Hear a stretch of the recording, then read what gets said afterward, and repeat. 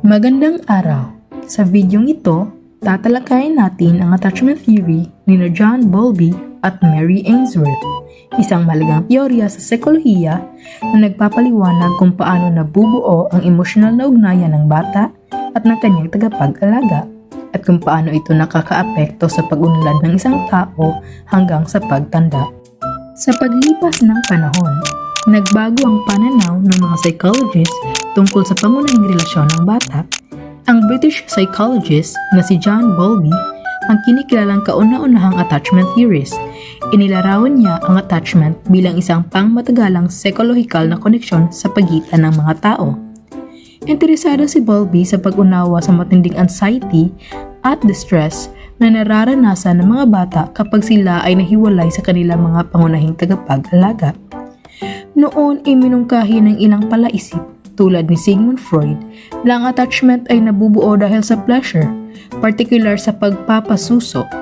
Ayon sa mga behavioral theories, ang attachment ay isang learned behavior. Nabubuo dahil ang tagapag-alaga ang nagbibigay ng pagkain at nutrisyon. Ngunit napansin ni Bowlby na kahit sapat ang pagpapakain, hindi nito nababawasan ang separation anxiety. Ipinakita ng kanyang obserbasyon na ang attachment ay higit pa sa pagkain. Ito ay tungkol sa comfort, care, at seguridad. Kapag natatakot ang bata, hinahanap niya ang lapit ng kanyang tagapag-alaga. Ayon kay Bowlby, ang attachment ay isang emosyonal na ugnayan na unang nabubuo sa pagitan ng bata at ng kanyang tagapag-alaga. Ang ugnayang ito ay may pangmatagalang epekto sa buong buhay ng isang tao. Ipinaliwanag ni Bowlby na ang attachment ay produkto ng evolutionary process. Ang mga sanggol ay ipinapanganak na may likas na hilig na bumuo ng attachment upang manatiling malapit sa tagapag-alaga, isang mekanismong nagpapataas ng tsansang mabuhay. Kapag ang tagapag-alaga ay available at responsive, natuto ang sanggol na siya ay mapagkakatiwalaan. Dahil dito, nabubuo ang tinatawag na secure base, isang matibay na pundasyon upang malayang masaliksik ng bata ang mundo. Noong dekada 1970, pinalawak ni Mary Ainsworth ang gawain ni Bowlby sa pamamagitan ng kaniyang pag-aaral na tinawag na strange situation. Dito, inobserbahan ang mga batang may edad 12 hanggang 18 buwan habang sila ay pansamantalang iniiwan at muling binabalikan ng kanilang mga ina. Batay sa mga reaksyon ng mga bata, tinukoy ni Ainsworth ang tatlong pangunahing estilo ng attachment: secure, ambivalent insecure, at avoidant insecure. Kalaunan, idinagdag ni Main at Solomon ang ika-4 na estilo, ang disorganized insecure attachment. Mahalaga rin ang mga pag-aaral ni Harry Harlow noong mga dekadang 1950.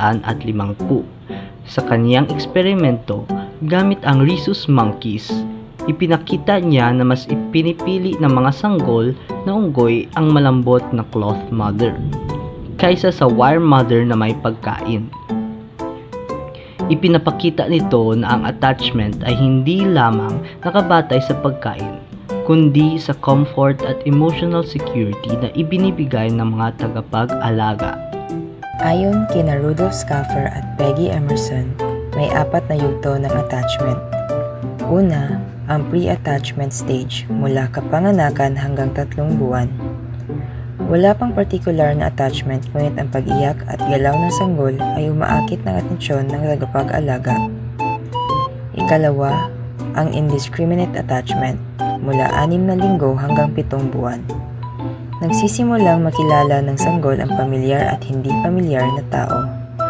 Pangatlo, ang discriminate attachment mula 7 hanggang 11 buwan.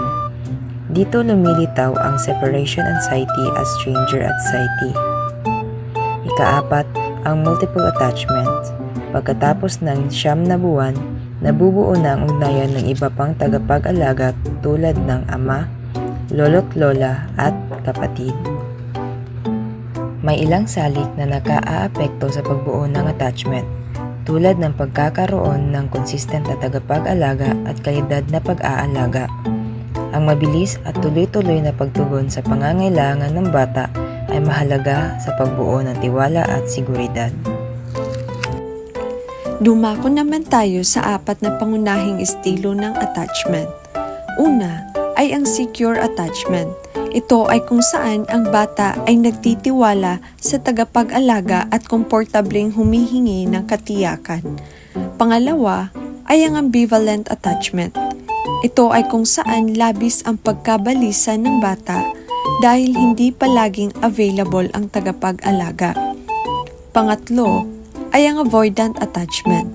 Ito ay kung saan iniiwasan ng bata ang tagapag-alaga dahil sa karanasang pagtanggi o kapabayaan. Pang-apat ay ang disorganized attachment. Ito ay kung saan walang malinaw na padron ng pag-uugali, kadalasang dulot ng takot at hindi pare-parehong pag-aalaga. Ipinapakita ng pananaliksik na ang mga batang securely attached ay mas may mataas na self-esteem, mas mahusay sa pakikisalamuha at mas mababa ang panganib sa depression at pagkabalisa. Samantala, ang kakulangan sa maagang attachment ay maaaring maiugnay sa mga suliranin tulad ng ODD or Oppositional Defiant Disorder, Conduct Disorder at PTSD or Post-Traumatic Stress Disorder. Sa kabuuan, ang attachment theory nila Bowlby at Ainsworth ay nagpapakita ng kahalagahan ng maagang relasyon ng bata at tagapag-alaga. Ang pag-unawa sa ating attachment style ay makatutulong upang makabuo tayo ng mas ligtas at mas malusog na relasyon mula pagkabata hanggang sa pagtanda. Yun lamang at maraming salamat sa pakikinig.